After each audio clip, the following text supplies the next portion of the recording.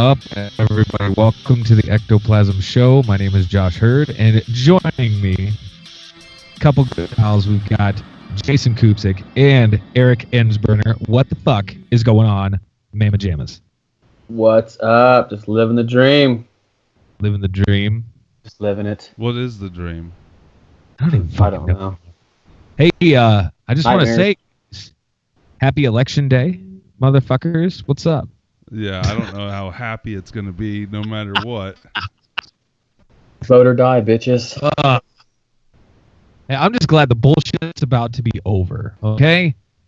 Well, I don't know if the bullshit's about to be over, if it's just starting. Like, I don't know yet, but we're going to find out really soon, I promise. What I don't understand is, for this whole election process, whatever, the last 5 days, only 5 days, I have had phone call after phone call in the evening of, I don't answer except I don't recognize the number, but it's people calling to make sure on November 8th you vote yes for this blah blah, or vote for so-and-so. I'm like, you guys are just doing this now? Well, the local stuff, they only have the money to do it so close. Plus, they figure nobody's going to remember the local shit unless it's right before, I would guess. I guess. But what the shit that they're calling me about is stuff that's not even pertinent to me. Like, I can't even vote on it if I wanted to. Is that on your cell phone or your home phone? My cell phone. My home phone. I don't have no. My cell phone. I don't get calls for that. I haven't got a call. My wife's call. I don't. You're breaking up really bad. Is he breaking up for you too, Eric? Yeah. That's Iowa internet. Have you gotten that figured out? Oh, so here's the deal. So I've got a guy coming tomorrow, or as you guys are listening to this, today. This afternoon, the goddamn Mama Jamma, he'll be at the house trying to unfuck the Iowa internet situation. Yeah, because I hope it happens. Pretty bad. You've been frozen. Your video's been frozen for probably about 30 seconds or more. That sucks. It's going to be like, you got corn in the wires. Yeah. It's fucked up. Looks like a fucking UFO just landed in the cornfield behind you and took out some cable lines. All we need is that fiber. That's what we need. I don't know if that's going to happen. I'm in Atchison. We would have fiber. You guys got fiber? No, we don't have it. We have AT&T that they've been talking about getting the fiber for a long time, and they haven't. And we have another company called Vive or whatever, and they don't have shit. All we have over here is fucking Wi-Fi, basically. It's just Wi-Fi. The Wi-Fi. You got the Wi-Fi. Huh. That's all we got. I'm going to read a toast here to that Wi-Fi. Let's toast it. It's short and sweet. Here's to toast? Here's to the tongue of woman. It never wears out. Take that as you might. That's the whole toast. From 100 years ago. Cheers. Chink. Oh. Hell yes. So we do have some texts here. Let me a second and I'll pull them up. Not even a second. I got them right here, but let me see. Give me a second. Here, I'm going to try to play it on so you guys can hear it and Twitch can hear it. Here's a voicemail. Oh, fuck yeah. Play it. I'm going to take off my thing on my microphone. Excuse the sound just for a second. You gonna take it off? I had to take off the little fuzzy thing because so it'll hit better sound because I'm just going to play it from my phone. All right, here we go. Take the fuzzy thing off. Oh, hold on. I need to put it on speakerphone. Sorry. I only had it on play. Here we go. Yo, gentlemen, I'm at work, so I gotta make this quick, but I'm getting caught up on your shows, and I just heard the one where you talk about the natural flavorings being Beaverings, and I've actually heard about that a long time ago, and my question always was, who is the moron that tasted that for the first time? Hey, Bob, look at Beaver's ass and tell me if it's sweet. You know what I'm saying? Like, who is the brainchild behind that operation? That's nasty. Hashtag Beaver is nasty. Peace out, gentlemen. That, of course, is from our good buddy Shaggy. Oh man, he raises a very good point. You know it? It does. I don't know who's licking Beaver, asshole, but you know. Well, I hope my people make guess. more money than we do. You know what I mean? Yeah, my guess is that some backwoodsman who kills beavers, that they back in the day they would use every part of the animal, and they just got to a part where they're like, because it's not actually the anus, it's just right next to the anus anyways. They're probably starving, and they're like, try that. And they're like, oh man, that's heaven. Oh, that's It's pretty sweet. close to That's anus, though. It's really, really close. Like you're eating beaver taint. That's what it is. It's fucking gross. it's chewy. God. All right, we got a couple other texts here too. We got, hey, your friend Heather Kessler here. First off, thanks a lot for bringing beaver butt juice to my attention. Makes me feel weird since I could care less when it comes to ice cream. And Josh, I feel you on the chocolate milk.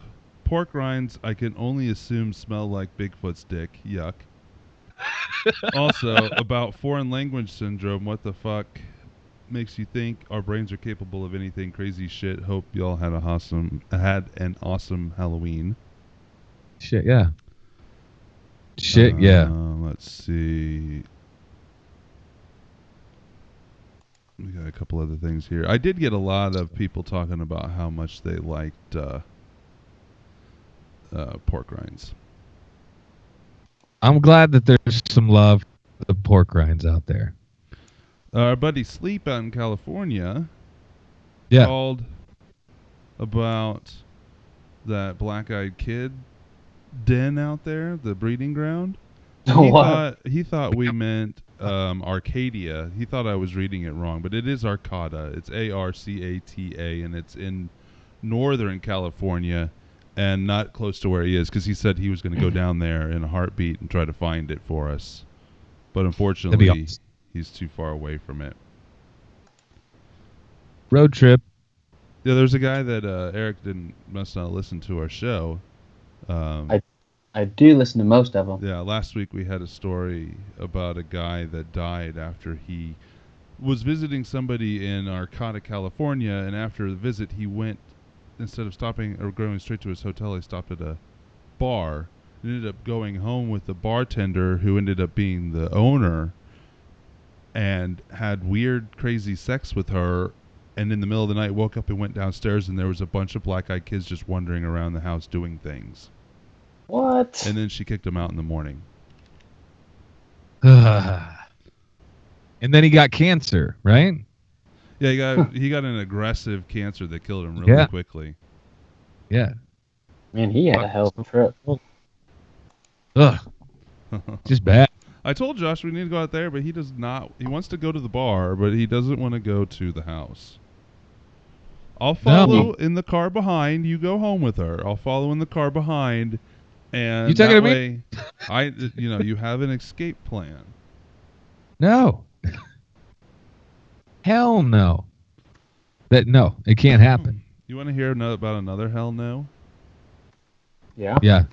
This isn't an end of the world story, but it's something that could happen that could make you think the world is ending, and most people don't know about this phenomenon. And it's a known phenomenon. It's not a paranormal phenomenon, but it's definitely not completely explained yet. So, the headline is, Residents fear world is ending when hellish 140-degree heat burst descends on Copperell, Texas in 1960.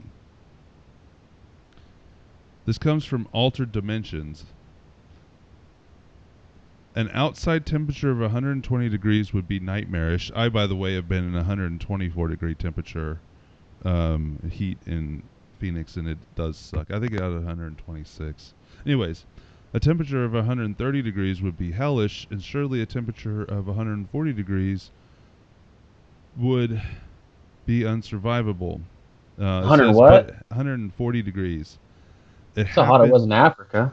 It happened in Texas in 1960 during a rare weather event called a heat burst. Heat damaged crops. The citizens of Copperell, a small Texas town tucked into a bend of the Bozo River. Sorry, I tried covering up. I'm sorry. Still talk about the hellish event, referring to the meteorological anomaly as Satan's storm. Weather records prove the event truly happened. It's not a myth, and at the time, citizens believed the apocalypse was descending upon them. Today we know the day after scene of unbelievable devastation was caused by a weather phenomenon known as a heat burst. Here's the story. It was a warm night on Wednesday, June 15, 1960, with clear skies and flickering of lightning on the horizon. The sun had set and the temperature settled at about 70 degrees. Without warning, a tremendous wind swept through Copperell, with gusts topping 75 miles per hour over a wide area of the town. Historic news accounts tell that the trees were uprooted and the roof torn from a local store. Suddenly, the temperature shot up 30 degrees, rising from 70 degrees to over 100 degrees in just minutes. Fear erupted when the temperature continued to climb. Soon, thermometers began bursting as temperatures rose above 130 degrees in less than an hour. Residents awoke when their air conditioners shuddered to a stop when transformers throughout the area overheated. Many rushed outside thinking their homes were on fire. Witnesses recall stepping outside into heat so high their throats burned and they could barely breathe. Lightning continued to flash overhead with terrified parents wrapped their children in wet sheets to cool them down. Residents stood in helpless, stark panic as temperatures hit an unimaginable 140 degrees. Old-timers recall their parents collapsing to the ground in fits of terrified screams, believing the world was coming to an end. It says line of storm clouds rolling away. Oh, that's sorry, that's the picture. That's the caption for the picture. By the morning, the temperature had stabilized. When daylight allowed, farmers ventured into their fields where they found their crops had been scorched, as if an unseen hand had flailed a lit match across the landscape. Corn crops had been blazing green the day before were now cooked. Cotton fields were carbonized, leaving only burnt stalks standing. Leaves on trees, shrubs, plants crumbled to dust with a mere touch or dusting of light wind. At the time, they didn't know what it was, but now they know it's this weather phenomenon that has had verifiable events in Georgia, Indiana, Iowa, Kansas, Minnesota, Nebraska, Oklahoma, South Dakota, and Wisconsin. Wow. Says it's not fully understood, but they think that it has to do with the storms collapsing in on themselves and rushing down, and the cold air heats itself. They said the first time they have a recorded incident was in 1909 at 3 a.m. It rose up to 136 degrees in Oklahoma. The highest, a heat burst in Abadan, Iran, caused temperatures to soar to 189 degrees in mere minutes. But it says, since 2006, there have been increasing occurrences of heat bursts throughout the world. To date, unfortunately, none have occurred over heavily populated areas. So what do you guys think of that? God damn. What would you do if you woke up and you went to bed, it was like 70, and you woke up in the middle of the night and all of a sudden it was almost 140 degrees outside? That would suck. Shit, I don't. It's fucked. Not much I don't even know what I would do. Just be like, oh, it's hot. It's so hot. Why is it hot? Fucking turn on the air. Hot. Fucking start whining. Yeah, that's all you can do. Just be like a millennial. Why is it hot? Shit. You should have voted for Bernie.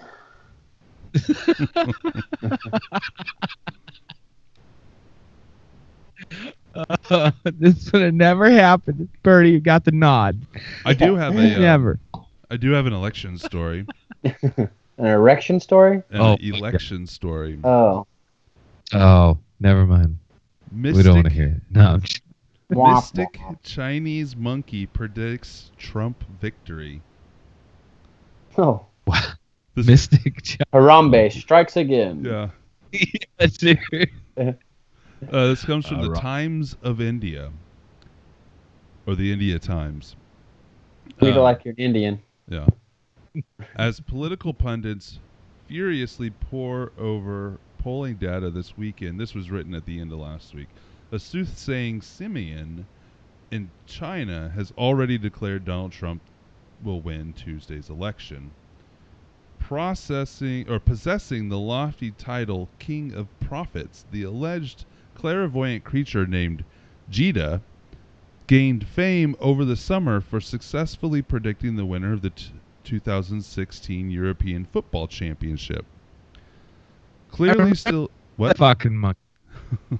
I remember this fucking monkey. Yeah. Clearly still wishing to share his gift with lowly humans who cannot forecast the future, Jeddah was summoned by his handlers at the at an ecological tourism park this week to render a verdict on next week's hotly contested election. Clad in a yellow shirt featuring his regal moniker, Gedda was presented with two life-size cutouts, one of Donald Trump and one of Hillary Clinton. They were actually standing behind podiums and he was sitting in the middle.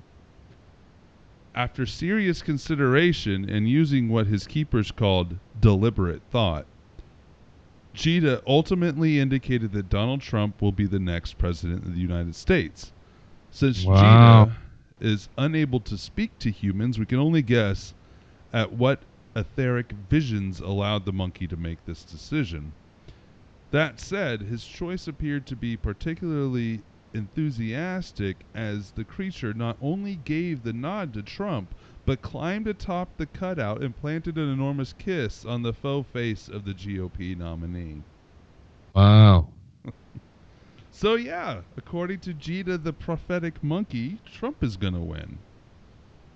Damn, Jida.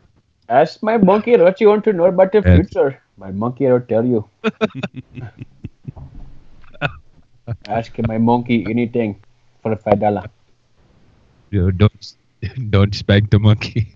I've heard of octopuses predicting the future and other stuff like that, so I mean, maybe he knows. Fuck him. He just wants a fucking I don't know. smash. That's all he Yeah. wants.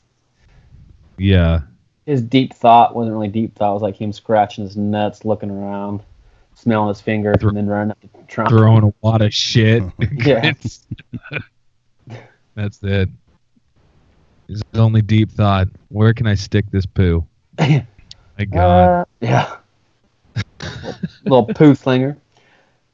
So, before we get into your stories, a couple of your stories, Eric. Mm-hmm. I mentioned to Josh about the mirror incident. Yeah.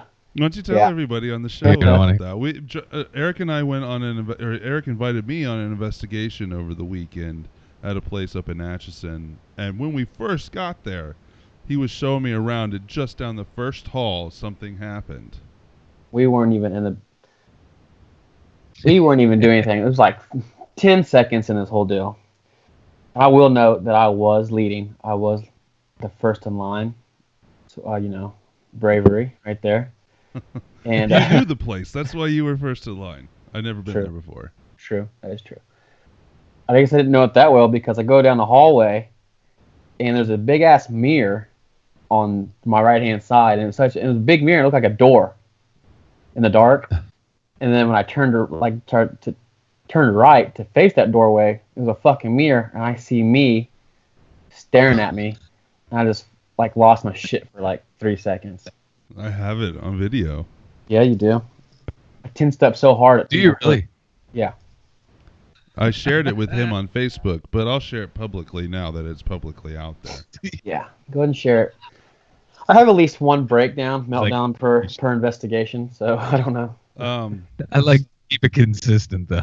Yeah. Yeah. I Everybody's also mentioned Damn. to Josh, that I had you do your very first ever isolation session. didn't go well. Yeah. Walk us through Didn't that. go a little well. bit. Walk us Did through that. No, it didn't go well at all. I wasn't excited about it. There's a lot of visual cues in that room that were, messing with me. So let's break down Yeah. for the audience real quick what an isolation session is. This is something me and my group have done for a long time. We'll stick somebody in a room by themselves. I try to pick the darkest area I can usually, or an active area, either one. But in this case, I wanted to pick a dark area, so I picked the kitchen. And they're in there by themselves, and they have a camera on them, a live camera, and everybody else is out of that area and back wherever the camera monitor is watching him. And I go first because it was my idea. They were like, they want to draw straws, they want to do all this stuff. I was like, that's my idea. I'll Sure. go first. So I did my 15 minutes sitting in the dark, and then it was Eric's turn. And But you come back. you give and me, I tell you that usually I didn't do this when I did mine. I didn't tell you guys to watch for a signal, but with you, I said if you feel uncomfortable, if you want somebody to come rush back there, to give us the thumbs down on the camera. So, Yeah. What happened when you got back there? I walked you back there even and turned off the lights and left. The thumbs down. I gave you the thumbs down before you even got back to the TV screen. Yeah. What happened? There was some bitch, but I was scared. I ain't gonna lie. And I was trying to get my bearing straight of what I'm gonna do, and I was trying to get my voice recorder to turn on. So I had the light, or a little bit of light I had, to get my digital voice recorder on, and this girl starts talking to my left. And there wasn't a girl in there. And you just got them telling me you just watched shadow figures walk around the fucking kitchen. So thumbs down. Yeah, that's what I witnessed while I was back there. I saw different shadows moving around while I was back there. Yeah, you shouldn't have seen that. There's nothing back there to make shadows. There was an exit sign around the corner of this big kitchen. So off to the right of where we were sitting, it was illuminated by just a little red dot that gave just enough light that you could see shadows from time to time. Shit. But after he heard that, he did not turn off the light again. Nope. Will you do it again? If I come on investigation, I'm gonna expect it to be done. Yeah. Well, to be honest with you, I've been thinking about it since that night, and I did feel like a little bitch. It's definitely nerve-wracking. It's definitely nerve-wracking. I think that's part of the point, though. But I will say, I don't know what it was. I mean, yeah, I'm skittish. I'm skittish, I guess, because obviously I have one freak out per investigation. Well, we've already deemed that to be fact. But like at the Sally house, I sat there in the basement for 45 minutes one time by myself. But I don't find the basement that scary. But the kitchen, you had me in the kitchen. There was knives behind me on the wall. And I've seen movies. And there was like what would have another person standing there next to you have done about the knives? I've seen movies. I don't know. Yeah. It's just like just like comfort. I don't know. All right, I'll let you off on that's good enough. What about your stories? We don't have to talk about your freak out anymore. No, we can't. It's fine. I mean, shit, I think it's funnier than hell. No, I like that tactic because we all three had different experiences we may not have had if we weren't doing those. Yeah, because you saw shadows, and then I heard a female. I heard twice. One, and the light was on, and I heard it the second time. And then Justin heard footsteps upstairs in the conference room, and then he also heard footsteps around him down there somewhere. So we all had three different experiences. But I guess my story is, let's see here. The Newsham Park Hospital and Orphanage is a 99,000 square foot labyrinth of corridors, hallways, hospital wards, chapels, and mortuaries.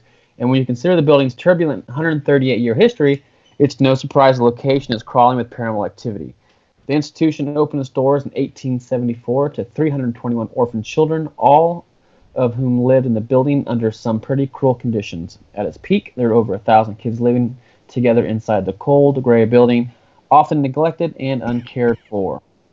Since its closure, the paranormal teams have flocked to the hospital hoping to make contact with the spirits inside, and many of them have been successful, experiencing phenomena that range from hearing the phantom sounds of children laughing to witnessing tall shadow figures skulking skulking up and down the abandoned corridors. It's not uncommon for visitors to report the sensation of being watched or to even feel their clothing being gently tugged on by a pair of unseen hands.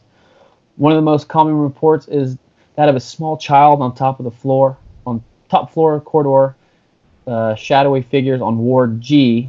The brave investigators who sneaked down the basement have recorded mysterious dragging noises emanating from the dining room, even when the room is clear. Dragging. Oh, okay. I Like get excited about dragons. Yeah, I guess so. You jumped right in I there. don't get super excited. I just thought it was funny. We've talked about dragons a couple times on the show. They heard like that. So They heard. They heard that, and then they heard this on fire. The latest piece of spooky evidence comes from the group of 29 investigators who recently spent the night exploring the dark hallways. That's a big group. It is a fucking big group. That's way big. That's about. It's not as big as at Fort Osage. Yeah, that's true. Yeah.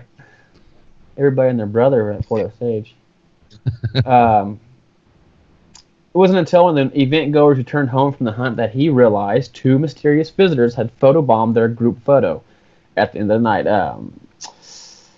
It looks like, upon inspecting the photograph yesterday morning, I noticed almost immediately the girl in gray in the center of the image, and then a face directly below her. If we included the gray girl and the face below her, that gives us a body count of 32 people, which was impossible because there were only 30 people on the premises at the time. So if you look closely, you can see one of them is a clear, just like someone standing there, and the other is just like kind of hunched down below. There's a video, or there's a picture here. He says he hasn't manipulated the image. Video. Or picture, Yeah, he said he hasn't manipulated the image in any way. He said, quite frankly, I'm computer illiterate, and I couldn't successfully use Photoshop anymore than I can fly a 747. But yeah, I can try to tag or put it on the Ectoplasm show. But yeah, there's a face. A gray face. You can see hair. You can see the part in the hair. Then right below her, you can see kind of like another face looking around from somebody's shoulder. I've never caught anything quite like that. Nope. I tell you what, I don't know why it is. I couldn't understand a thing. Like the next day, motherfucker.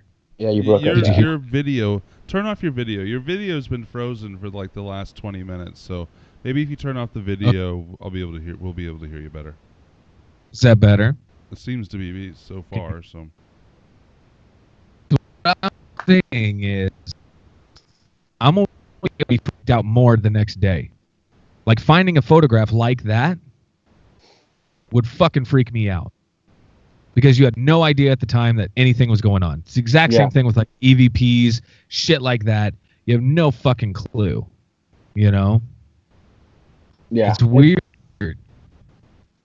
Yeah, it brings a whole new creepy level to it when you're like doing the evidence review and you're like, holy shit. That was there the entire time. Exactly. Bizarre. I think I'm over that, though. I think I'm over that thought because I think about that while I'm on investigation. I think about if we're catching stuff, it's going to be found when I listen back. I think about that actively, and I think it makes it so when I do find something, I've already thought that it might be there, so it doesn't necessarily freak me out as much. No. I guess I never think about it. Like, oh, man. I didn't catch any of that. Yeah, we can't make out anything you're saying, man. This sucks. Can you hear me at all? I can hear you. Yeah, I can hear you now. It's yours because Eric hasn't glitched once for me. No, I hear you. I hear you guys fine. Well, as long as This is you can hear us bullshit. fine, then the recording is fine, so that's fine. Recording is fantastic. All right, well, I'll get into another story here then. Go for it. Canadian military plane investigating mysterious ping near Igloolik from the Arctic seafloor. This comes from LatinPost.com. The Canadian military has carried out an investigation into the source of a mysterious noise coming from the sea floor in the remote Arctic. People from the community have also reported that there was less marine life than usual. The sound is a mysterious pinging sound coming from the seafloor in the Arctic, and its unknown cause is baffling the Canadian military and hunters who blame it for driving their prey away. Paul Quassa, an assembly in the Canadian territory of Nunavut, blames the noise for driving animals away. Anyways, it says that it's one of the major hunting areas in the summer and winter, and the sound described as pings, hums, and beeps were heard in Fury, which is the name of a town there, in Helica Strait, roughly 120 kilometers northwest of the hamlet of Igloolik, throughout the summer. The Canadian Department of National Defense told CBC that it has been made aware of the strange noise, and an ACP-140 Aurora aircraft was sent to investigate the strange noises. According to The Guardian, the aircrew performed various multi-sensor searches in the area, but failed to detect any acoustic anomalies. According to the government of Canada, Aurora was sent under the mandate of Operation Limpid and described it as a routine domestic surveillance of Canadian air, land, space, and cyber domains. Paul Quassa, a member of Igloolik of the Legislative Assembly, has belief in mind that the military department will keep investigating on this and also keeps in touch with the hunters about their new findings. He reported that the noise is apparently stopped after the Canadian military investigation, and nothing has been proven yet, so we'll be watching the story. So yeah, there was this weird noise coming from under the Arctic ice on the seafloor in northern Canada. Oh yeah, nothing to worry about. Just go home. Don't you know? It could be any probably a Russian sub or a U.S. sub. Something they could travel under the ice there. To be so harbinger of World War III. Could be North Korea. Hello. I don't think North Korea can make it there with their. I don't think they have subs. None that you know of. Huh? It's powered by a. Just a bunch of North Koreans there just pedaling. Yeah. Just pedaling the little hearts out. Are you there, Josh? I'm here. Josh. I'm here. Even here. So you want to go investigate northern Canada for noises? Can't even fucking hear. What? You can't even fucking hear me, can you? No. No. Damn it. What, did you already say that? No. No. I'm going to blame it on Eric. It's Eric's fault. I will take it. I will take the fault. I blame Iowa. Yeah, me too. Yeah, I was to blame for a lot of things. That's what I'm saying. What are you still doing there? I don't know. Do you have any stories that we might be able to hear? No. No? Nothing over here. All right, Eric, you got jack another story? shit nothing. I got another story. Fantastic internet. You get your shit-tastic internet over there. Let's see. A house in Euclid, Ohio, is arousing interest from ghost researchers because the owner claims that she has seen two ghosts porking with each other in the living room. Porking? Porking. Oh, God, yes. Like like sexing, like Yeah, I get it. Like Okay. pork rinds. They're donking. donking, paradonking, Yes. paradonking with each other. She saw a ghost boner. Oh, I love.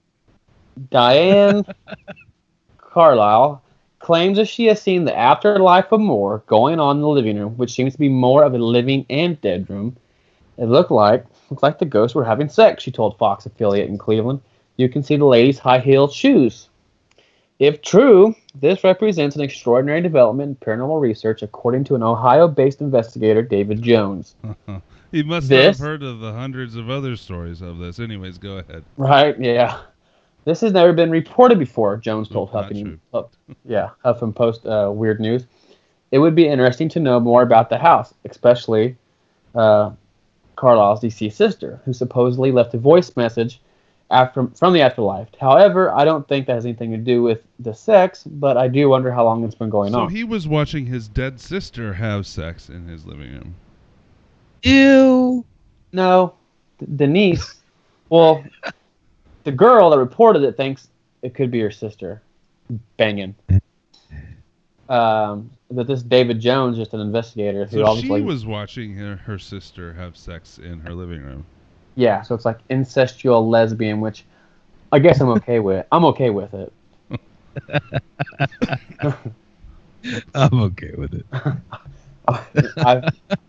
I feel okay about it. So on our investigation over the weekend, yeah, you said at one point when you were laying on the floor in the brothel, you felt something weird. no, I did feel it. I shit you not. Like I had the SB7 going, trying to do the ice or whatever we were doing, where I listened to You the had SB7 your headphones and we couldn't hear. the headphone, yeah. And so I lay down on the floor, and you guys are by the bar, and something was messing with my zipper and belt. And I was trying to watch my breathing. It's like, well, maybe because I'm laying on the floor, my breathing's different. Maybe it's my belt expanding or loose. I don't know. So the whole time I was down there, pretty much, I was waiting for it. And I was like, so I had my eyes closed, blindfolded, so I didn't see anything weird. But I was like, okay, if I get up and my belt is almost unlooped or whatever, my zipper is down, I was like, okay, that's going to be some freaky shit. But then you heard something fall in the back room, so we got up and went that way. Yeah. But, yeah, it was going on for a good, 2-3 minutes. I felt something on my zipper and my belt. And that was pretty crazy in itself. Damn. How do you feel about ghost sex, Josh? I love it. Sex between ghosts or sex with a ghost with you? I've never had sex with a ghost. No, but which do you find interesting? I would love to see two ghosts just railing it. You know what I'm saying? I want to see that. I want to see that. Why you got a thermal and you're going, why is that spot getting hotter? That's what's up. That's what's up. That's what she said. Exactly. I wonder if ghosts can ejaculate. I'm sorry, my mind went there, but you said thermal. I think I've actually. It's called Ectoplasm. That's what our show's named after. Yeah. Just some splooge and ectoplasm. Yeah. Good. There is a guy. No, I don't know, man. That I talked about when I did this show. There's always a guy. He claims that he can help you conjure a succubus or an incubus, whichever one you want, to come and have relations with you. Why the fuck would you ever want to do that? That has got to be a documentary. That is a demon. Yeah. Don't they get kind of rapey? That's what I'm saying. They get rough and stuff. It's not like, hey, let's make it consensual and let's both bang. It's like, I'm going to wake you up middle of the night, you're going to be sleep paralysis, and I'm going to stick two ghost fingers up your butt. Well, I guess it's consensual if you are inviting it in. Well, yeah, but it's not like it's going to bang you right then and there, I don't think. It's going to wait a couple days. According to him. Oh, well, it can be summoned then and there. And I don't know. Have the experience. I would be careful. If I were the demon, I would be very careful because there are some clean motherfuckers out there. You know what I'm saying? Should be calling like every other day. Just Then the one thing now, so like if you can catch something STD wise from the demon. Like, will your dick look like The Exorcist later on? You know what I That mean? will be the outbreak, the Don't- virus to end all Yeah, people. you get zombie dick. That's You it. know what I mean? Zombie dick, yeah. That's a real We thing. Look fuck- it up. So, doctor, what happened? Well. Landed Ouija board. Decided I was gonna get a little smart mouth and fuck the demon. This will happen. I done fucked the demon. It's awesome. Can you give me some kind of cream or not? There's some So topical the, ointment that I super religious people from the past, and probably still currently, were always right. Oh, get out of here. They were always right. No, they're about demons with sex equals Oh. demons. It's going to be the end of everybody. Sex. Goddamn sexing. All right, listen to this report. Let's listen. This comes from phantomsandmonsters.com, and this is a lady writing in a report. A 47-year-old man from Australia wrote in to tell of something bizarre he observed in a doctor's office. There's his story. I'm in Perth, Western Australia, and experienced something in or around July 2010. I had been having a few medical issues and was waiting at my local pathology clinic for a glucose tolerance test, which takes around 2 hours for 3 separate samples. I had arrived at 8:30 a.m. and was fourth in line, so I began reading a magazine.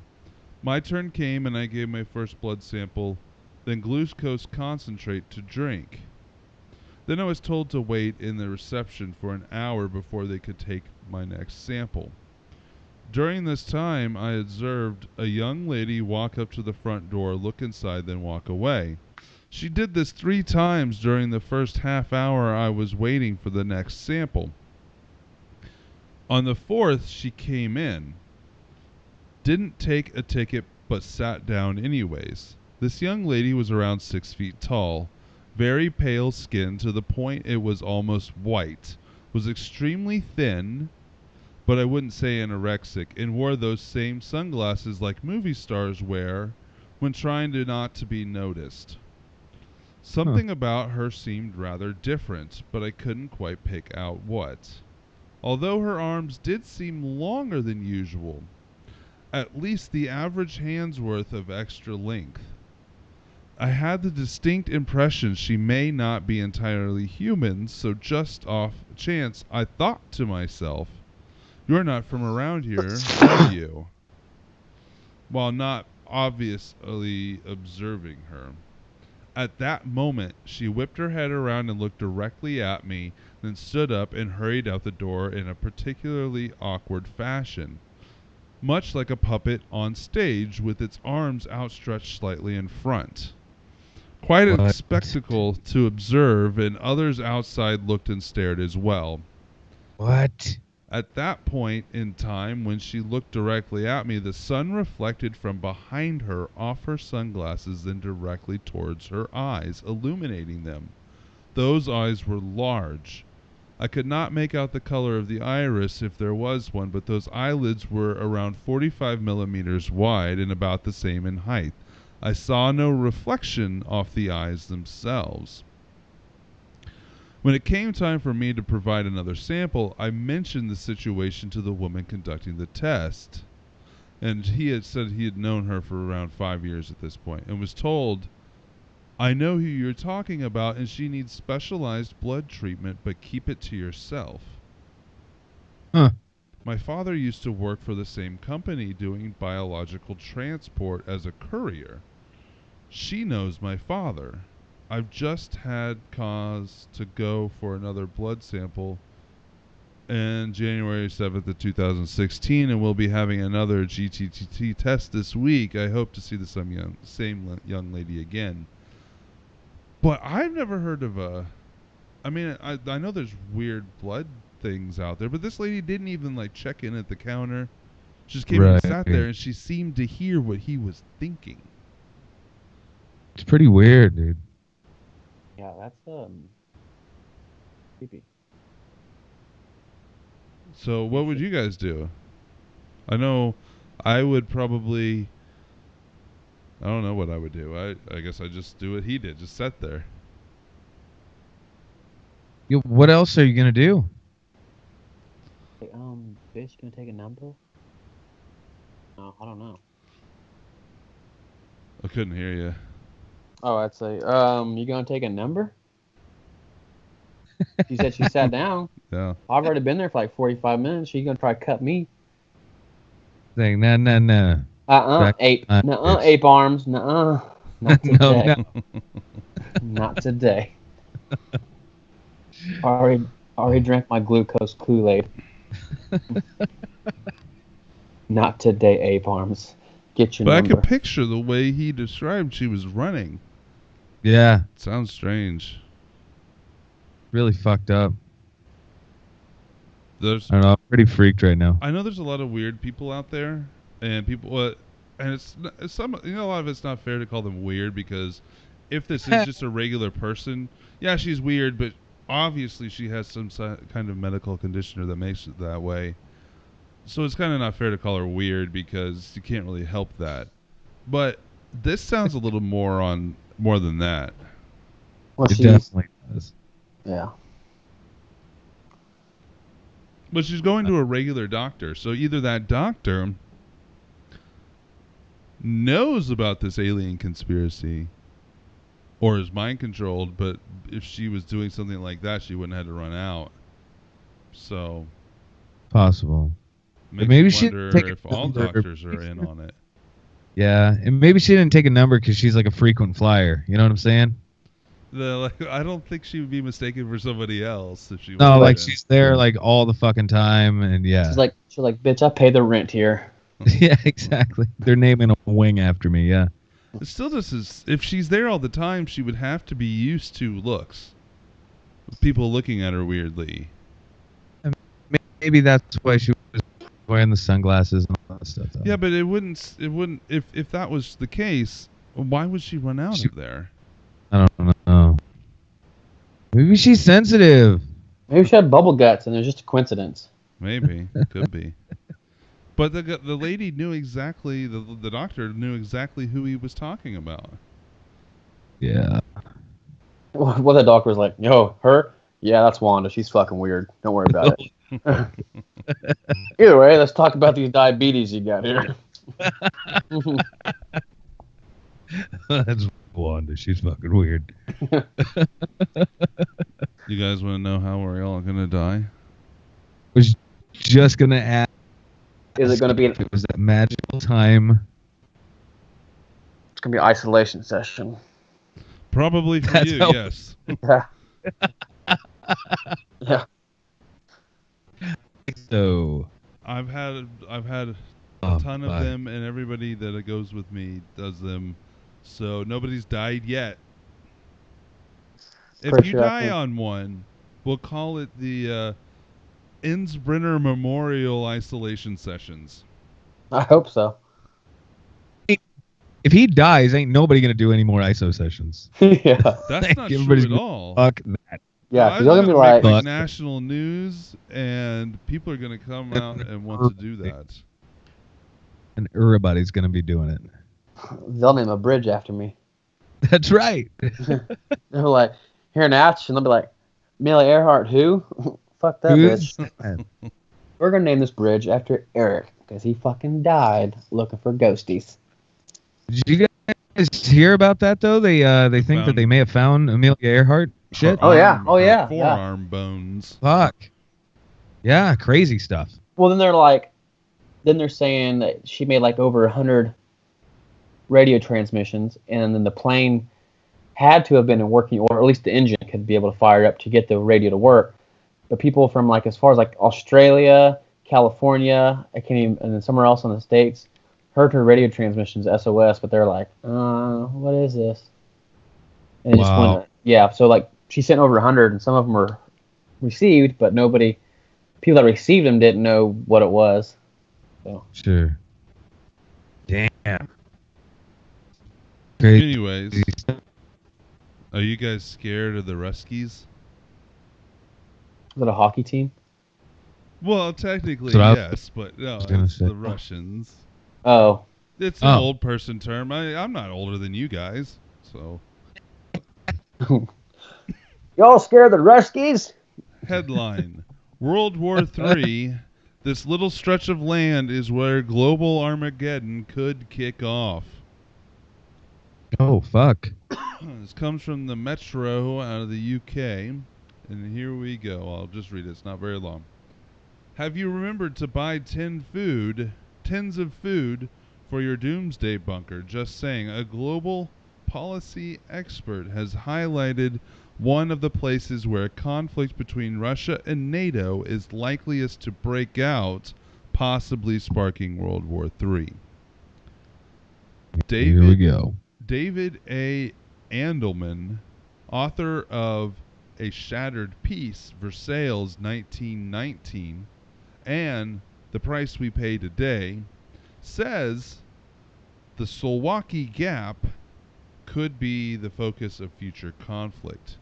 The Gap is a 60-mile stretch of territory in the Baltics, which links Russian Kaliningrad with Belarus, an ally of Putin. Western generals fear that if Putin advances across the gap, he could seal off the Baltic states from the West rapidly in any conflict. Andelman says in an interview with CNN, if Vladimir Putin takes control of takes comfort in NATO's waffling or doubts U.S. willingness to spring to the defense of the Baltic republics, it's here any shootout between NATO and Russia could start, or even World War III. There are few more vulnerable spots around NATO's entire perimeter of the Sulwaki Gap. And there's a critical rail line separating Poland from Lithuania, linking Russian. Oh, that's what it is. It's a rail line area. That's why it's there. Last month, Russia showed off a new nuclear missile, which it boasted could devastate an area the size of Texas. Yeah. Earlier this month, 40 million Russian citizens took place in the biggest nuclear war drill since the end of the Cold War, donning gas masks and preparing to flee to bunkers. Russian media has fanned the flames still further with newspapers such as I can't read the name, but this name of the newspaper predicting direct military confrontation between Russia and the West. This seems to be something I have an article on every week now between the U.S. and Russia. And I've been seeing all this different stuff about supposed military movements of NATO and Russia and how they're jostling for positions all over there in Western Europe or Eastern Europe. Damn. One single bomb that could take out the size of area the size of Texas. Do you think if something like that hit Texas, let's say just right in the middle of it, and we're up in Kansas and he's in Iowa, and, what do you think it'd affect us, like the radiation or the waves or whatever? It's possible. It depends on what time of year and the jet stream and stuff like that. But if the jet stream's right, it could definitely. Most of our storms in the springtime come from the southwest. More like Nevada and not Nevada, Arizona and New Mexico. Yeah. But sometimes it swings further where it comes straight up from the south, and we could definitely have something brought up. I've always wondered who the hell thought there's a nuclear power plant in Kansas, powers part of Kansas City, called Wolf Creek, and it's exactly southwest of Kansas City. Yeah. If it ever had a meltdown, the jet stream most likely would bring all of that straight to Kansas City. Just right over the top. Yeah. Fuck. But I don't think they can boast they have that big of a bomb. if one bomb goes off, they're all going to be launched. I mean, that's just the truth of it. So the thing I think we have to worry about when it comes to like a singular event would be these mini nukes or briefcase nukes even. Because if something the size of that bomb is launched, everybody's going to be launching their nukes. So it won't really matter where we're at. Yeah. We're all fucked. So, and I think the new president is going to have to deal with this no matter what. So they're either going to ignore it. I was just going to. Or it be all depends weak, on who for right now, or they'll be overly strong towards it. And I don't think either is good. I don't know. I don't know either. Well, doesn't Trump and Putin get along? Or they do, but that doesn't mean that they got along when Trump was a businessman, not when he was a politician. Well, he's going to run the United States like a business. Yeah, I don't know. Well, but that doesn't mean that he's going to act exactly like a businessman. And I don't know when. You can't tell if any story online is true or not. But I've seen different stories quoting Putin saying that he fears that if Hillary gets in the presidency, that there will be another war. I don't know if that's true or not. True quote, but I do think personally that if Hillary gets in there, it may not lead to another war, but I think that our front of power or strength towards people like Putin is going to be diminished, and they'll take even more. The Middle East will take even more than what they're already taking because they see us as weak. Yeah. And I don't know if Trump will be much better. I don't like Trump at all. But I definitely think another Democratic president will make us look even weaker. But that's just my personal opinion. Yeah. I just understand how all the people in the United States, we got down to these two yahoos.